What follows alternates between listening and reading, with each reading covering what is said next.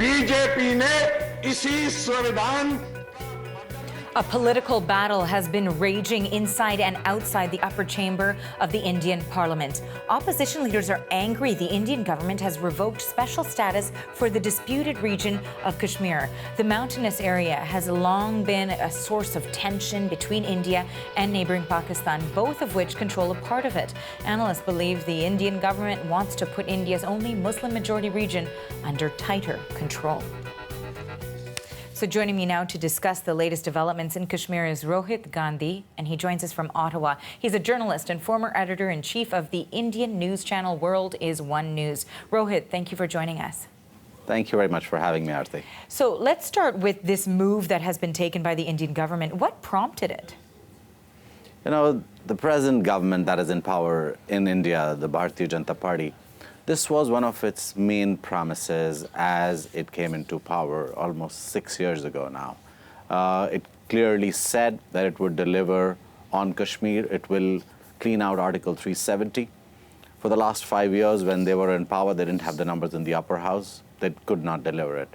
But as soon as they've come to power now, they've gone ahead and delivered on their promise, because Kashmir, with the Article 370, could never be an integral part of the country. And they felt that there were two constitutions, the challenges were too many, and then there was the whole Pakistan involvement in it, in the dispute, saying we also, you know, there needs to be a referendum. So they've basically taken this whole Kashmir territory and they have wiped the area clean in terms of the issues. They've taken the state status back and made it a union territory. So it's a very major step in the history of India. So the last 70 years, there has been a dispute. Now this takes that dispute and takes it into an entirely different region. And you know, because you are mentioning Article 370, perhaps for our viewers who might not be familiar with it, you can explain just a little bit of the role that plays in the autonomy of this region that is ultimately being claimed by Pakistan and India.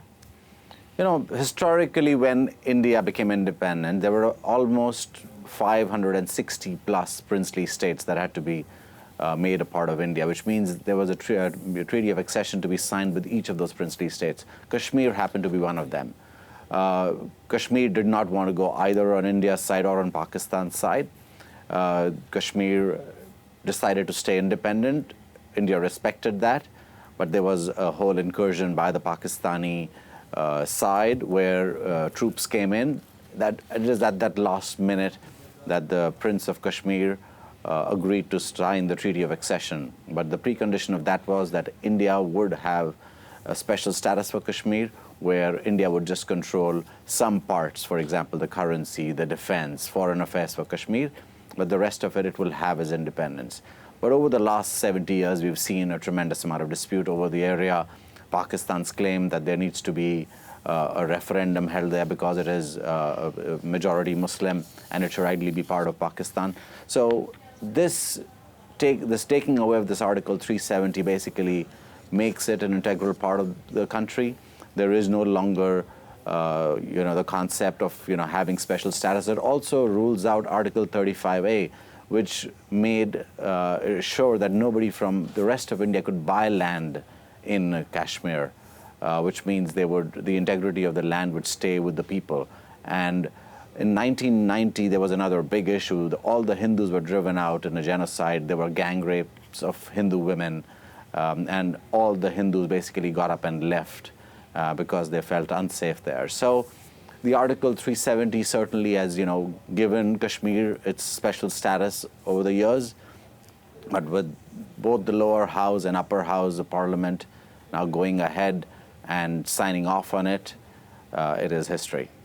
And of course, important to note here that there are two very different but disputed sides to the history as well here when it comes to this territory. But we also want to mention, when it comes to the news today, in addition to this move by the Indian government, there's also the suspension of telephone and internet service and also the house arrest of some leaders. So how do you think people there in the region are reacting? You were there just over a month ago.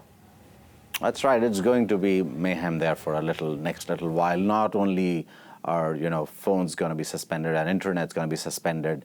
The government wants to clamp down on the rumor mongering and all the political turmoil that may take place. There will possibly be many guerrilla attacks.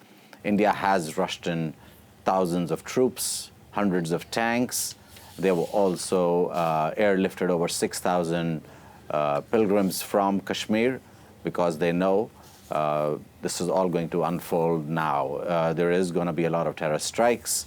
There may also be, a possibility of a border war with Pakistan. So this, as we see it, just seems like Article 370, but here is a whole war at your doorstep, and that's what we will see. It's not going to be an easy journey, not for a month, not for 2 months, it may be for many years to come.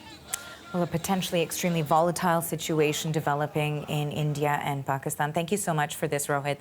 Rohit Gandhi is a journalist and former editor-in-chief of the Indian news channel World is One News. He joined us from Ottawa.